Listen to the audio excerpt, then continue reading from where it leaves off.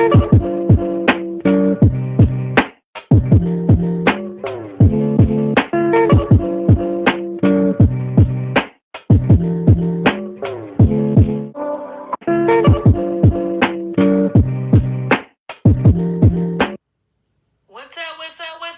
chatterboxes. I hope everybody is doing fine. I'm doing great over on this side of things. I'm back for another review. Love at the Lockup, Season 4, Episode 5, Get Right or Get Left. Before I get into the review, I just want to let you guys know that I'm done with reviewing Power Book Force. I just wasn't garnering enough views on that particular show, and it takes a lot of work to do the reviews. So I decided to just not review it from this point on. So if you have any other suggestions about what I should review reality TV wise, just let me know in the comment section below. So now that I just said what all needs to be said about that, let's just get back into the review. Good night. So we start off with Kevin and the whole ordeal that took place between him, Curtis, and Tiffany. So Kevin is being taken off the ground by medics and the cops. Kevin didn't remember anything that took place. He's asking, I see I'm bleeding. What happened? They're like, you don't remember anything. Kevin was knocked out. But the funniest part about it is, well, it really wasn't funny. It's sad in retrospect, but looking at it, you be like, what the heck? Kevin got his cigarette in his mouth trying to do a reverse while Curtis is still lying on the goddamn ground. I'm like, dang, Kevin, you don't care? And then he gonna have a nerve to sit up there and say, oh, he ain't knocked out. He just pretending to be asleep. Now, Kevin, you know daggone well he knocked out. You know you put him to sleep. Like, come on. Child, and they keep online talking about this Will Smith smack. Look what Kevin done did. He done knocked this man clean on out. He don't even remember what happened to him. Anyway, Kevin, he pulls off. He's pissed off, and he probably a little nervous thinking that he's going to get locked up. Now, the cops was right there, and they just let Kevin drive off. He ain't get locked up for assault or anything. I wonder it's because on the grand scheme of things, they filming a TV show, and maybe it's rules to that when it comes to the TV show. I'm not exactly sure, but it looks like to me he should have been arrested for assault. He drives off. We back with Curtis. Curtis getting checked out by the medics, but before he even went over to the medics, he said to the producer lady, he was like, well, what happened? She was like, what happened? You got punched, and he punched you, and you fell to the floor. I died laughing when she said that. I was like, well, god dang, like, and I know he was so embarrassed. Everybody just kept telling him time and time again that he got knocked out. You know what I'm saying? You know how embarrassing that is for a man. Then he's sitting up there, he waking up talking about where the kid at. What were you going to do? Curtis, tell me, what were you really going to do? You wasn't going to do nothing. Just sit there and eat your food. So, Kevin, he drives off. He talking to his mom, telling his mom that he might be getting arrested. He messed up. So, he told his mom what took place. And his mom told him that she think that he should talk to Tiffany and see what's going on. Tiffany acting like, oh, this is the worst release day ever. Like, she act like she don't have no part in this at all. Now, to her credit, I will say she told Kevin don't show up. But you created the scene for this to happen because you was manipulating both parties. You manipulated them. You already know what type of guy Kevin is. You already know he invested so much. You think he's not gonna come to your release? You would have been better off by having one of your friends, a female friend, come pick you up. Like, come on, you're not that innocent in it. But I'm not gonna blame you for Kevin hitting the man because he should have been able to restrain him enough for not doing it. Curtis seemed like a nice guy. I feel sorry for Curtis. He didn't deserve what happened to him. You know what I'm saying? And I don't feel sorry for Kevin. But, it just was a bad situation. Oh, the whole situation just was bad. So, she's telling the producers how, it just was a shit show, and, she don't know how this all happened, blase. Peace, stop it. You know exactly, like I said, you know exactly what you did. you know exactly what you did, and you know how you was able to manipulate Curtis. Curtis was manipulated into the whole situation. Curtis, you never should have been there at all. You know, this whole situation is it's just getting crazy and crazy about a daggone minute. We see Curtis talking to the producer, talking about he know Tiffany going to come with him. He believed in her, and he anticipating them two being together.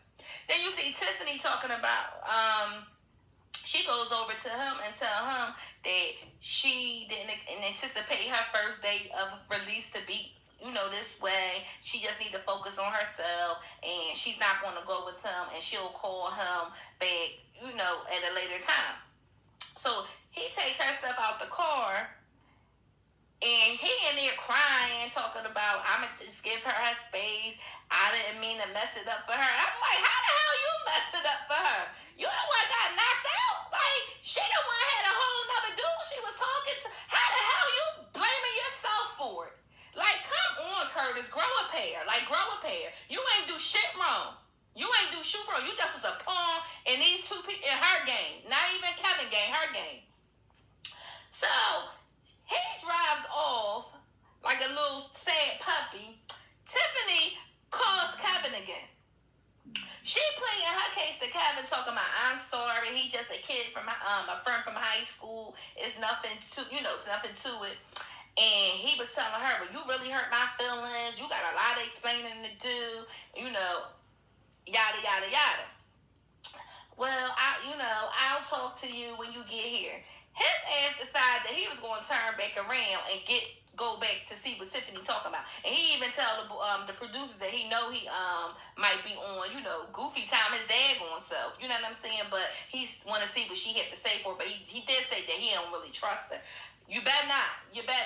And then she says, oh, Kevin, she told Kevin seeing him fight for her, she don't know, seeing him fight for her like that, make her want to give him a chance. No, your coochie got wet because he was fighting for you and turned you on because he packed a powerful punch.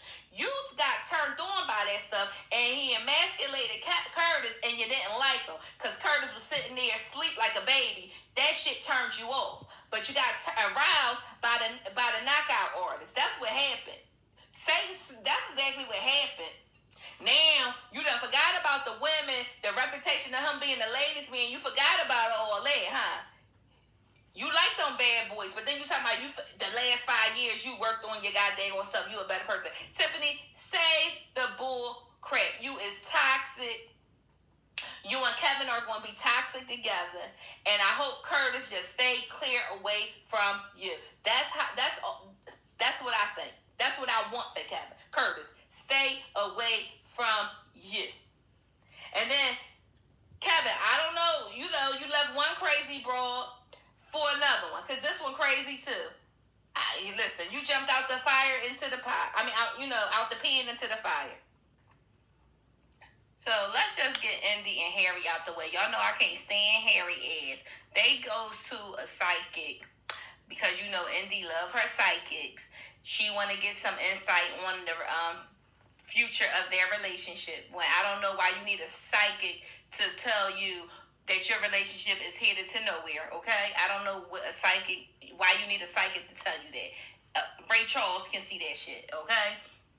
So anyway, the psychic had told them that right before they got there that she had just felt like a burst of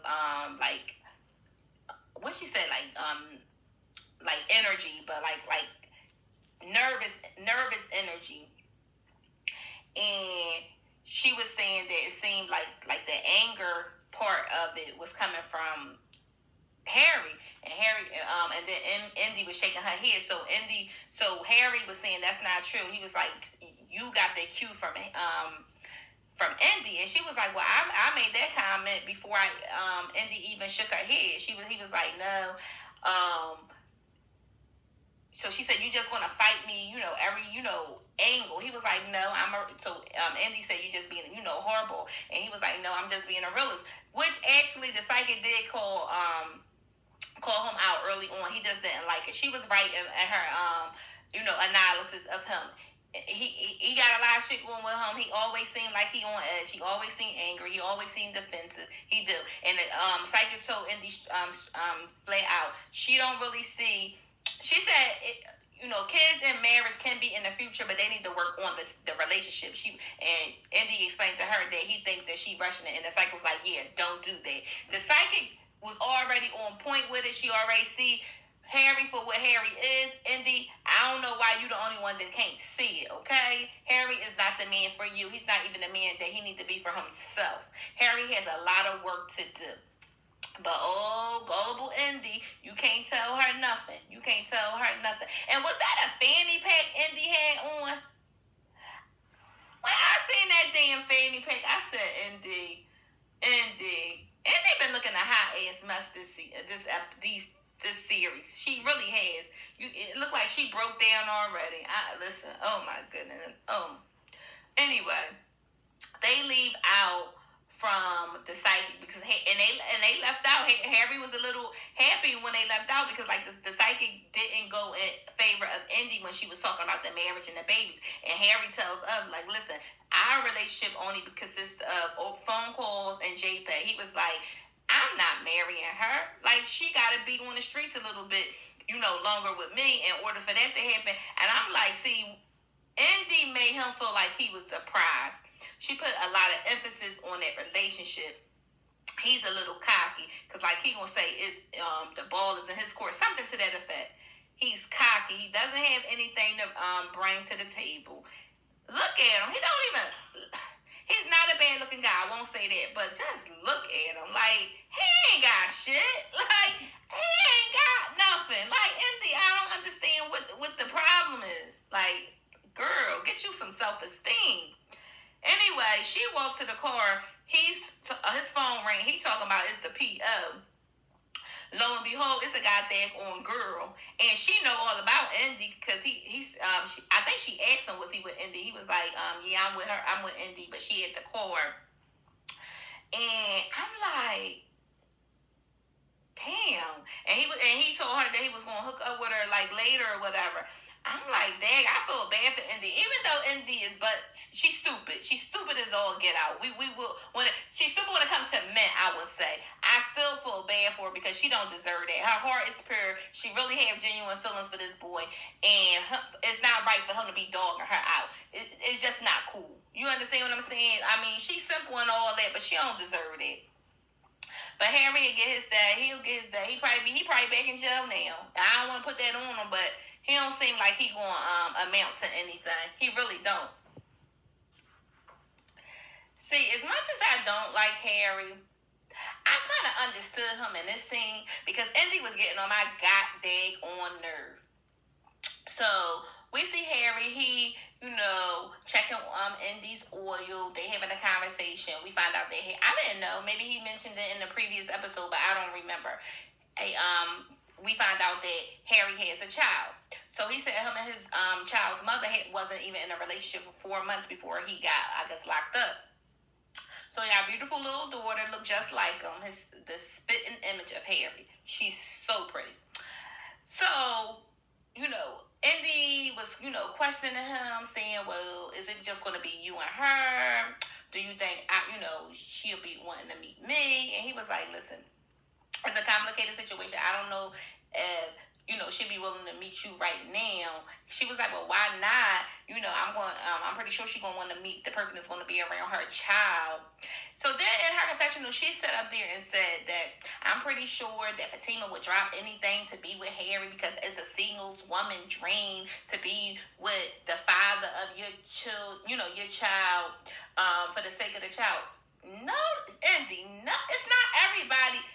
Everybody don't want that, Indy. Everybody realize that some people realize that they baby fathers or baby mothers ain't shit and they don't want to subject their children to it for the sake of the child. Indy, everybody not on that type time. You sound simple. You act like Harry is something to aspire to be with. You act like he's a great dad. He's this awesome person. You act like like he's a catch. He's not. He's not. So stop it. Stop it. to go over Fatima's house. She in a car, sitting up there, giving him, the third degree. And basically, she's like, well, are you going to tell her that you have a girlfriend, that we living together and all this other stuff? He was like, listen, you insecure. He was like, all this stemming from the fact that, I cheated on you. He was like, and it's getting old. Like, the insecurities got to stop. That, you so nervous about him being around other women and this and the other because of what he did. And I understand he broke the trust. But my thing is, and you have a right to feel like that because we just seen in the previous scene that, he was talking to another girl. But maybe you just don't need to be with that man, Indy.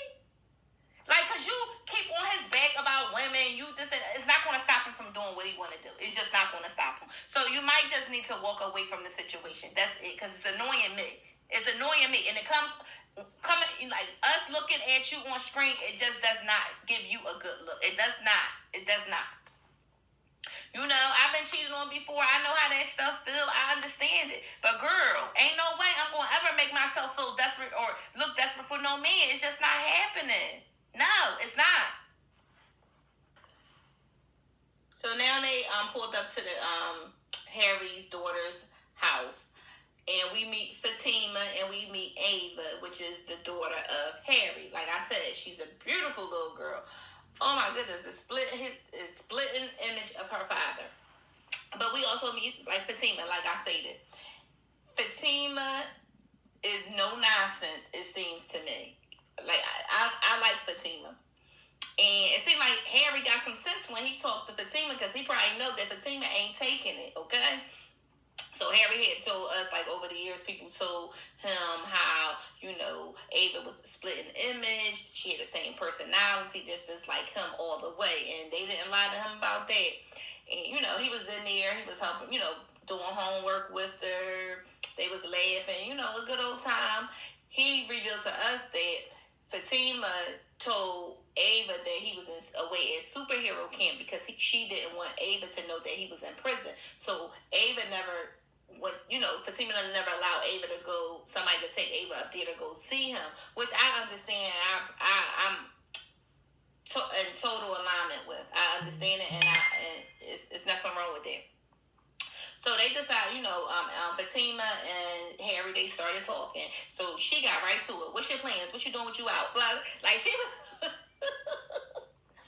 So he told her that he had a girlfriend. She was like, oh, you got a girlfriend? She got any kids? Like, she ain't care. Like, Indy on some nut time thinking Fatima trying to be in a relationship with him and Fatima trying to make sure he right for the sake of her child. She ain't thinking about him in a romantic way. She told the producers, like, listen, me and him didn't work because Harry wanted to do what Harry wanted to do. And I didn't want to raise my daughter on that type scene. Harry wanted to be Harry. And that wasn't what I wanted.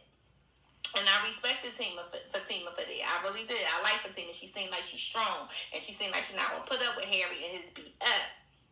So he asked Fatima would she allow him to take Ava for the night. She was like, absolutely not. She was like, kids are precious. Kids are special. And, you got to ease your way into that. But she did say that she would allow him to come over and spend some time with Ava, which I don't see no problem with that either.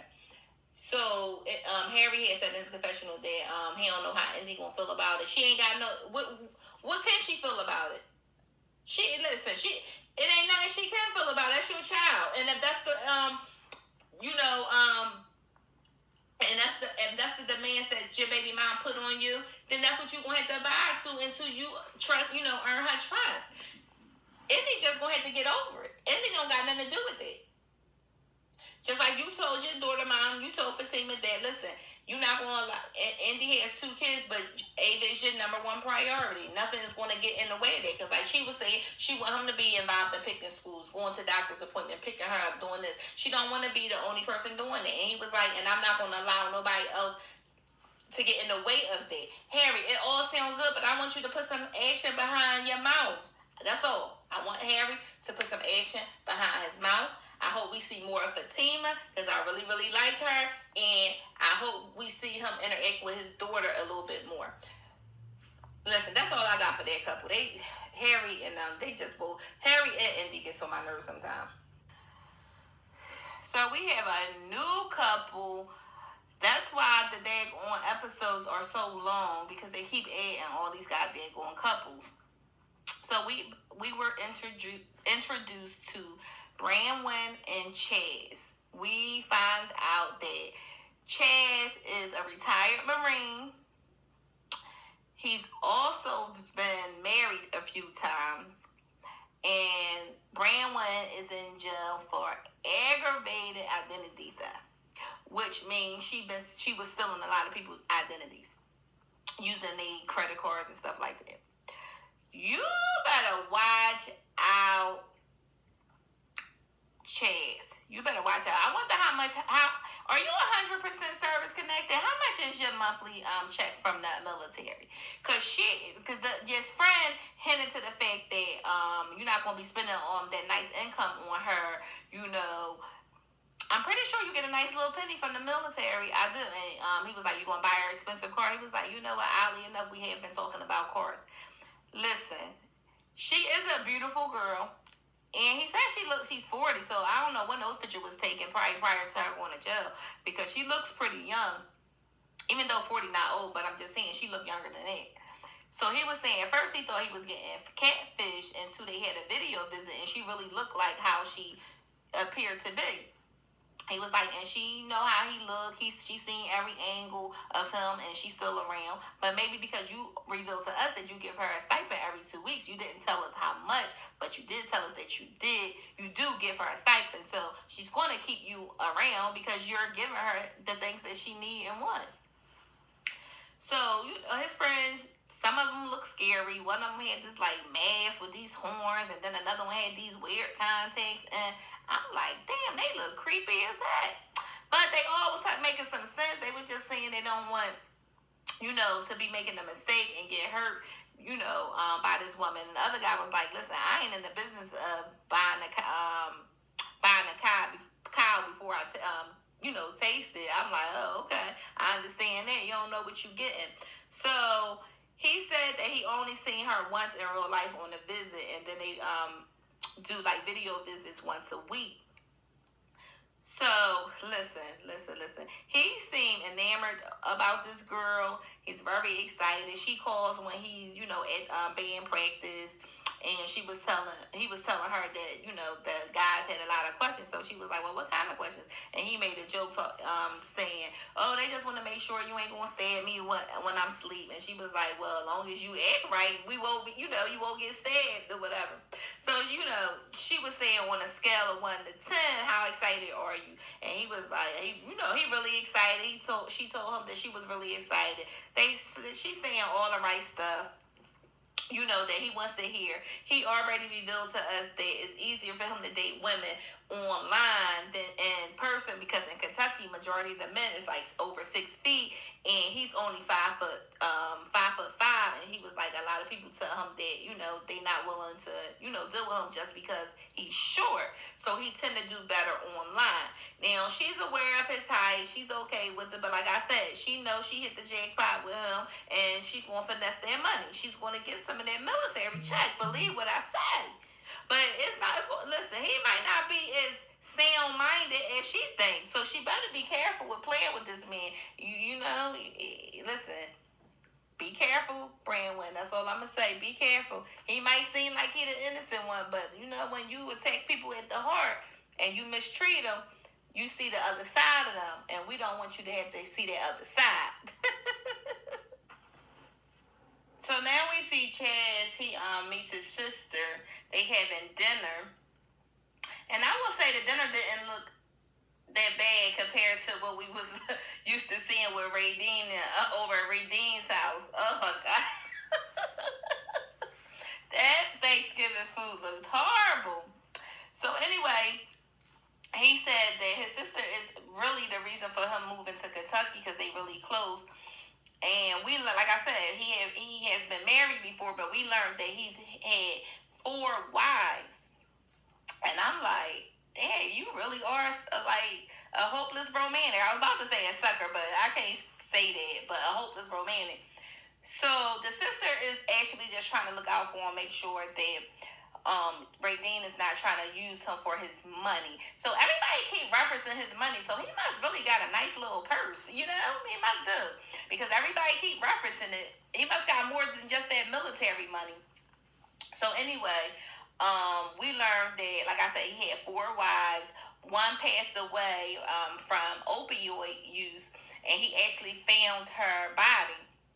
And I felt sad for him because, you know, he said that he never got a chance to tell her that he loved her, and he obviously is still, you know, broken up about it. Now, the other relationships didn't work for various reasons, and he revealed to his sister that he planned on marrying Branwyn when she gets out, because he's trying to get her from Portland to Kentucky, and I think it just to make it easier if they get married, I guess, as far as like parole reasons and stuff like that. So the sister was like, "What? You never even told me you were considering marriage. Like, do you think that that's, you know, wise?" And he was like, "Well, I bought her a ring over a year ago." Like, the sister is just like over it, and she seems like she's very protective of her brother, because he looks like he move off of the emotions of how he feel in his heart and not really think logical about certain situations. Because she was like, you don't even really know her. Like, it's not really, she said basically, like, it's not really a real relationship because you only talking to her over the phone. But people don't realize how much you can actually connect with people over the phone if both parties are being genuine. And we have learned and we have seen by watching this show that one party normally is not genuine. And it's normally the person that's in jail. They're not genuine, and they all on some BS, and they say what they need to say to get by and get what they want until they get out. Now, it had worked out for some people, but for the most part, it hasn't. So we shall see. So Branwyn ended up calling, and she was able to talk to his sister. And the sister asked her straight out. She was like, "Listen, I want to know, do you really want to be my brother, or do you want him for his means?" And she said the typical things that, you know, people always say. "Oh, I really love him. I want to be with him. You know, my family. I want to get away from my family because, you know, it's a lot of addiction there," which the sister didn't know. And she was like, "My brother already dealt." She was saying this to the producers. "My brother already dealt with, you know, being in a relationship with somebody who was addicted to, you know, opioids." She was like, "And I don't know if that's the best thing for him," which I understand. I like that the sister is going to keep an eye out on the situation. She seemed like, you know, she just not going to let him fall victim to no scam artists. But we all know he's a grown-ass man, and he's going to do what he's going to do. So I just wish him the best, because I hope he don't get hurt. He seemed like a genuinely nice guy. I really don't. I really hope Branwyn don't get over on him and do him dirty. Because the sister was like, "Well, how do you know that she won't go back to her own ways?" He was like, "Well, she's 40. You think she really want to come out and go back to jail in her 40s?" I'm like, "Well, damn, you act like she about to go to the grave. You keep saying 40s is the new 90s or something. Like, I don't understand it. Like, all right, you keep saying she's 40. What that mean? Like, what that mean?" So now we got Kayla and Martel. And Kayla, we see her. She's in bed. She's calling Martel, I guess because it's like the day after the fallout from the incident. And, you know, she's telling us how, you know, when he was in jail, he used to make, you know, write her all these letters. And he's definitely an alpha male. But she said she's not going to allow him to disrespect her, because she felt disrespected by the fact that, you know, he was, you know, attacking her as far as the stove and the laundry.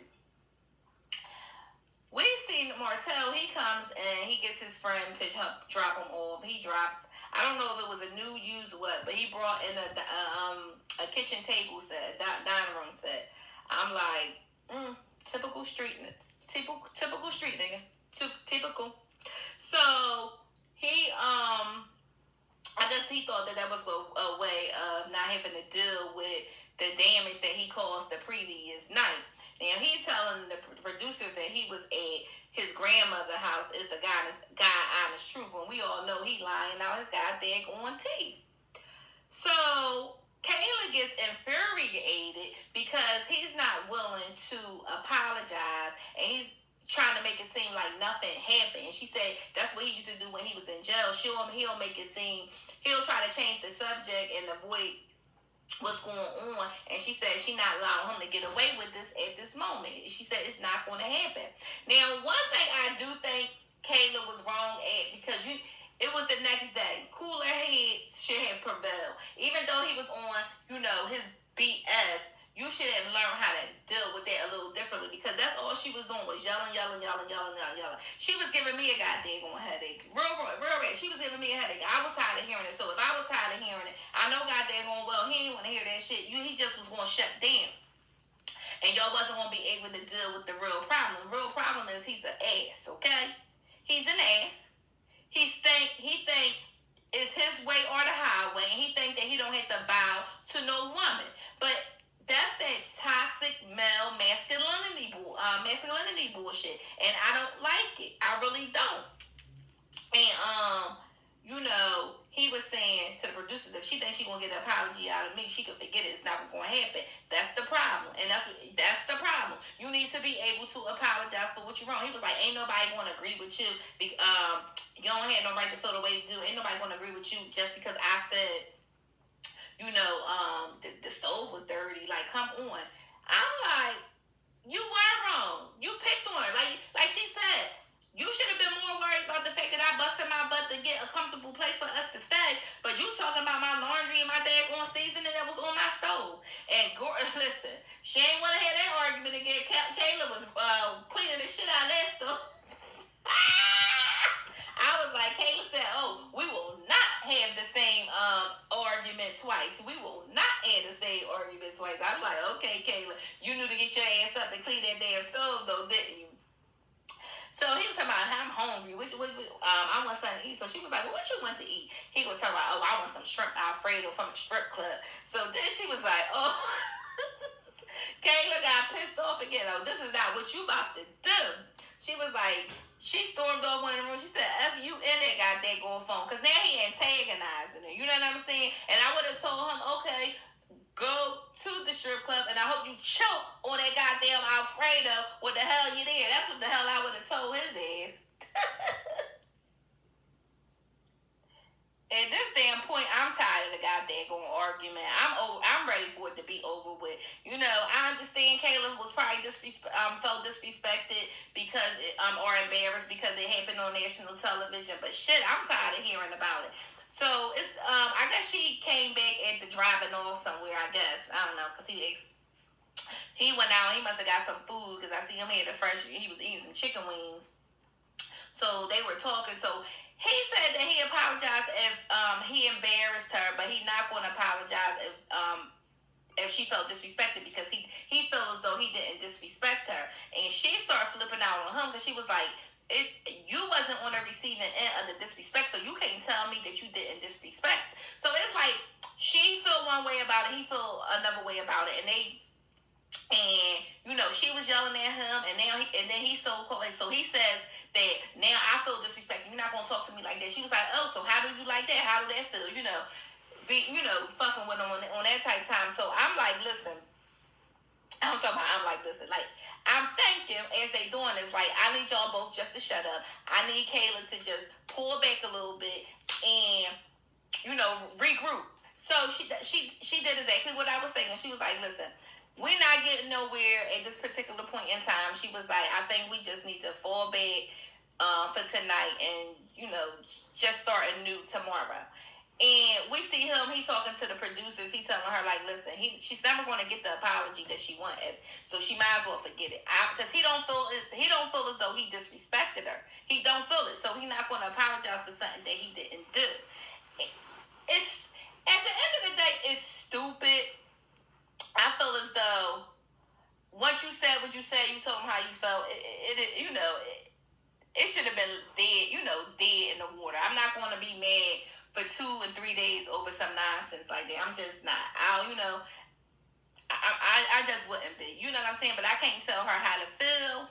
And when you got somebody doing some flawed stuff to you, and then they is sitting in your face like they ain't never did shit, that angers a person. That will anger a person. So, I can't say that she wrong. You know what I'm feeling the way that she felt. Like, he was acting like an ass. You don't come home and complain about no food on the stove, or no goddamn laundry that's not folded. blindfolded, and I just bust my goddamn on ass to get this apartment for you? What if I was tired from working a double or something? You know what I mean? Like anything. Like, boy, please, if you don't grow up, like, who are you? Let's get Taylor and Chance creepy asses out the way.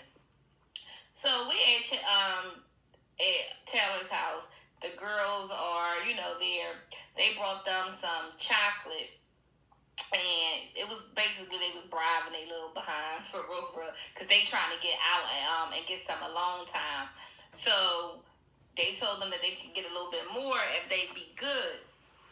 So Bobby is going to watch the girls for Taylor so she can, get some alone time with Chance, because she said, it's been a little rocky since he been home, and he only been home a week. It seemed like we done it seemed like he been home a lot longer than that. As much drama he done caused in this short week that he's been home.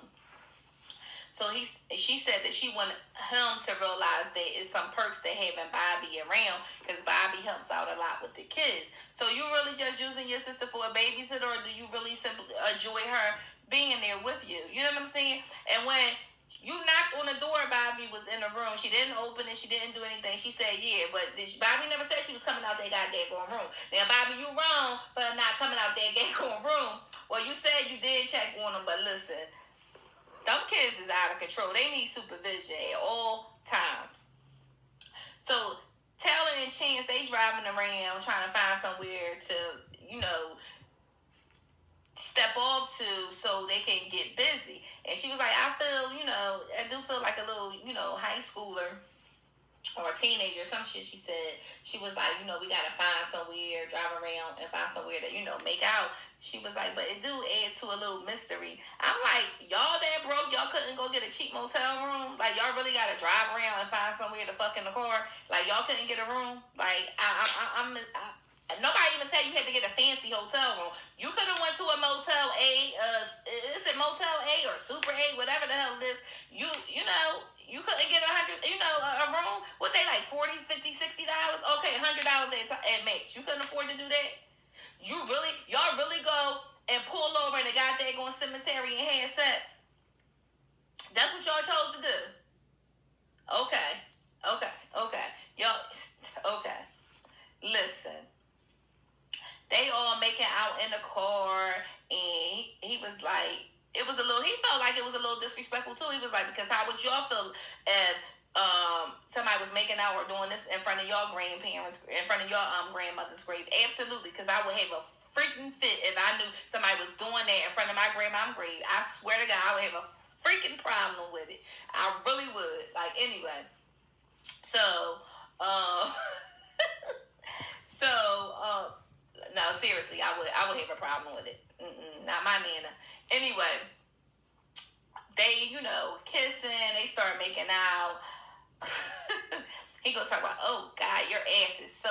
Some shit he said about her ass. I'm like, oh my God, Chance. Like, I do not need that picture in my mind. I really, really don't. And she was like, I think she said something about her grandfather right there. He was like, a lot of people grandfathers here. Every grandfather in here was like, yeah, you tapping that ass. Some shit he said. I was like, Chance, you a damn perv. So Taylor and Chance get back to the house, and it's like World War III at that daggone place. So the kids is all jumping around. They're doing what they want to do. And Bobby is in the room. Chance flipping out. He was like, well, was Bobby, watching y'all? And I think the kids were saying no, something like that. So he told them that Bobby is no longer going to watch them anymore. And Taylor was a little pissed off because she was like, they should have had that discussion probably before he said that to the children. But her little grown-ass little daughter going to say, this is mommy house. We go by her rules. Listen, even though she right, she out of line, and she need to be checked. And that's always the one with that flip lip. That is always the one with that flip lip. And Taylor need to check her. She need to stay in the child play. She shouldn't be in that business. She really shouldn't. And I'm gonna tell you, they're going to have a bunch of problems in their house. The house is too goddamn small. The kids just active. They kids. They very active. That shit gonna wear on all their nerves. They keep hearing that shit all goddamn day. Bobby, she ain't got her own really privacy, so she just staying in the room. Chance, he walking around the house, which is not a big house. I don't even know. That house might be 600 square feet. That's how small it is. And it's just too much. They gonna need their own space. They gonna need their own privacy. They need their own room. They need a bigger house. So Taylor went and said to Bobby, well, did you check on the kids at all? She was like, yeah, I was out there twice. She was like, and then I came back in my room. Now, I don't know how long she spent with the kids in those 2 times that she came out, but she said she came out. And Taylor was, Chance was pissed off. So they go in the room, and he was sitting up there telling her how, so am I not going to have any say so because this is not my place? And, he was like, that's what you told me. First of all, she said, no, I didn't tell you that. The 5-year-old did. So, but again, you should have checked your 5-year-old. So he all pissed off, and then he was saying, Bobby should be in there watching them, how she's going to be here. She's not really doing anything, going in on Bobby. And Taylor was upset because she was like, Bobby can actually hear everything that Chance is saying. Chance don't give a goddamn flying hoot what Bobby heard. So Bobby telling the producers, like, listen, I ain't doing nothing differently than what they do when they hear. I guess they be in the room not paying attention to what the goddamn kids did, but everything is going to be a problem because it's Bobby's doing it. So Bobby ended up leaving. Taylor was a little upset by that. She told the producer, she was like, listen, I can't keep living like this. It's upsetting to her. She love her sister, she love me. She don't want them fighting, but I don't think it's ever going to work because he want complete dominance. And the only thing that's stopping him from having that complete dominance is Bobby. So he want Bobby out the way so he could be able to reign havoc on Taylor. That's the way I see it. I don't know if it's true, but that's the way I see it. So anyway, he apologized. Like he was asking Taylor, "You alright, baby? You alright? What you know she not alright. You know she not alright. I don't know what to say about them two. I don't know how long they gonna last, but it seems like they might last a while. Because Taylor seemed to me like she's not gonna ever stand up to Chance. But that's on her. Like I just hope the kids end up nothing happened to them. That's all. So now we see Lacey and Antwine. It's the day before his release. She's all excited. She was like, first time I'm cooking for Bae. She made something look like chicken teriyaki. And she was just saying how she don't want his release to be stressful. She want him to be, have a good, fresh start. And she don't know if his mom can give him that, like, with her drunken state. And I'm like, because you remember last time the mom was like, my son ain't shit. He ain't gonna never be shit. So anyway, she was just saying that she want, him to have the best start possible. She a little hesitant about with the brain, because this is her first time ever dealing with a felon, and he's 10 years younger than her. She told his dad. So as she was on her way, to the hotel, because she's going to get a room that's closer to where he's at, her sister called, and, she was just asking her sister questions, because we found out that her sister was in jail for 8 years. She had some kind of heroin addiction, and she's been doing pretty good for the last 10 years. So she was asking her, well, like, how do you feel like the day before your release? She was like, it's a whole bunch of different emotions coming through. You anticipating, your future. You thinking everything is going peachy and cream and rainbows, but in reality it's not. Because she said the hardest part is when you get home and you start desiring certain things and you can't afford it and you don't want to keep asking people for it, so life start getting, tough. So, Lacey is hoping that Antwine will be able to stay on the right track in order for him, to, be the man that she want him to be. Because she's sitting up there saying he the love of her life and all this old stuff. I'm like, really? What did he say to you? Let me shut up. Just let me shut up. So she gets the hotel room, get herself straightened out. So now we see her the next day. She getting ready for the release. She wasn't able to, pull up, straight on the grounds of the facility because of COVID, which I don't understand.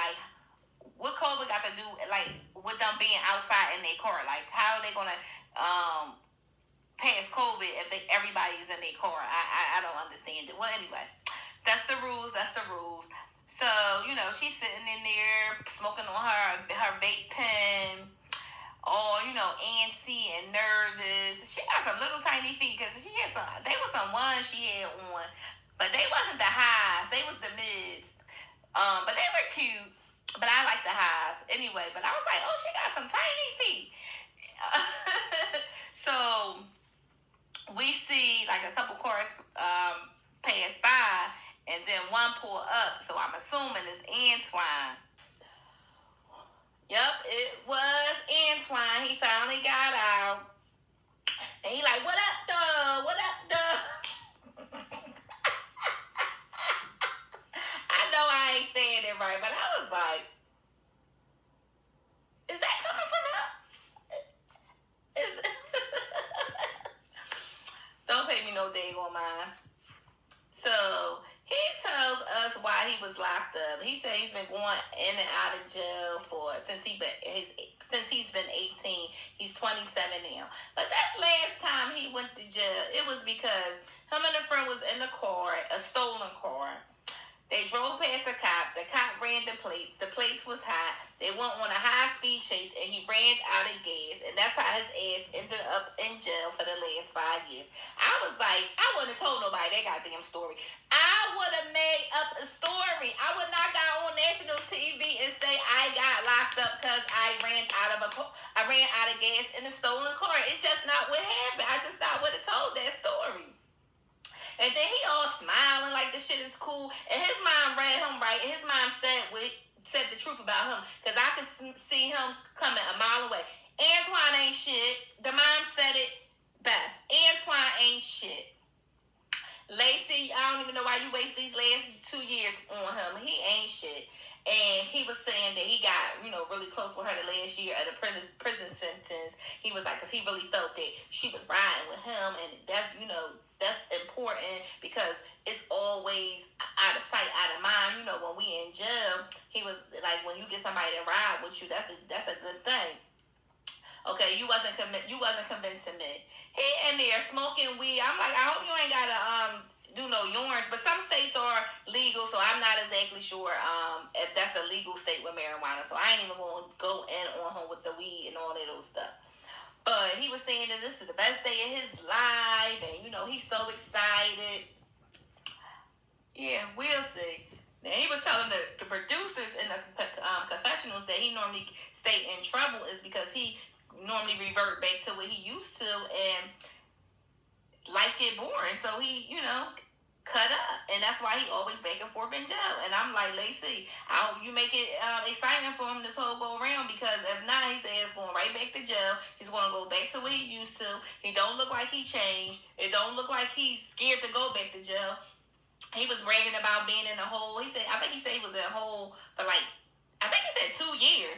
I think he said 2 years. He was like, he used to go to the hole. He got caught with a cell phone. He got caught making liquor. He was like, we was just in there turning up. Y'all be acting like this is a whole, some people treat jail like it's a big party.